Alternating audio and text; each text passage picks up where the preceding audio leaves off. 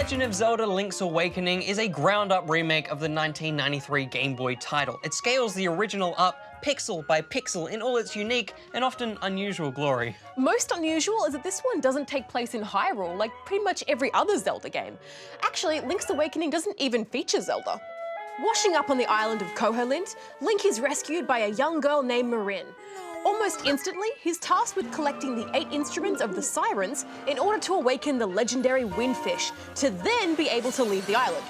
The poor boy just doesn't catch a break, does he? Not at all, and they didn't even ask him if he wants to leave. What if he likes it there, with its gorgeous coastline and numerous terrifying dungeons? Actually, fair enough, Link. Get out of there. In each of the island's many dungeons, you'll fight off baddies, solve some puzzles, and unlock a new ability.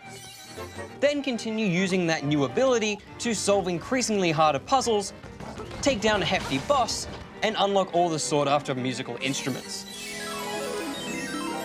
It's a fairly rewarding dungeon system, knowing you'll not only progress through the story, but unlock a new ability in the process. Plus, you'll always have them on hand, mapping them to either your X or Y button, whatever you see fit. And that's where the remake makes its best deviation from the original.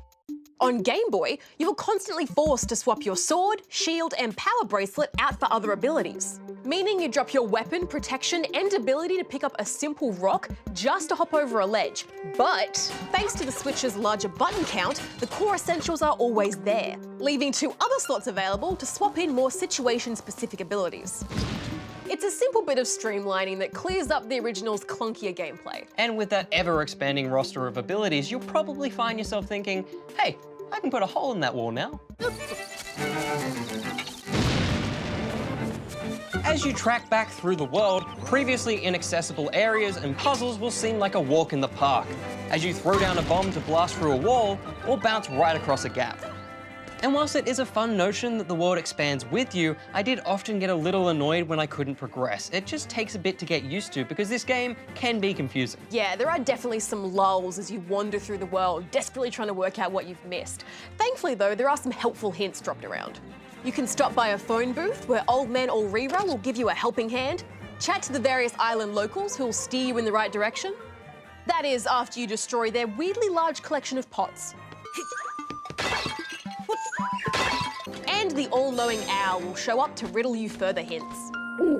So you do have a few avenues to help you out. It always pays to chat to the locals. But beware, chatting to the locals will embark you on one of video games' strangest fetch quests. Look, it's best you find out for yourself. But this quest line will have you acquiring and trading the oddest of objects to the strangest of people. With barely any logical through line, you'll probably just accidentally complete it. And it's not even optional. My brain was very much drained after it all. I just can't even look at a banana now. Well, Link's Awakening has always been one of the weirder titles in the Zelda franchise, but the remake has managed to boil down that wackiness into an adorable art style. Everything in the village is so soft, cute, and almost Animal Crossing-esque. And then in the depths of the dungeons, you'll encounter some hilariously hideous monsters with some glaringly obvious weak points. Seeing how close they've come to the original's design is really impressive on its own, but to do it with such a lovely style is just Agreed, though sometimes that visual loveliness does take a hit to the game's frame rate, but never enough to detract from the experience. And Jem, you know me, I love some music and sound design. The work done to lift the original's music through to 2019 is astounding. What was once chiptunes is now a sweeping orchestral sound.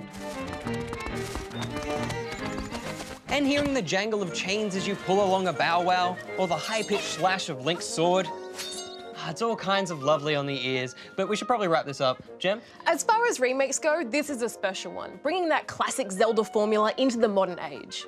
With adorable visuals, inventive puzzle solving, and a distinct kooky charm. It's 4 out of 5 rubber chickens from me.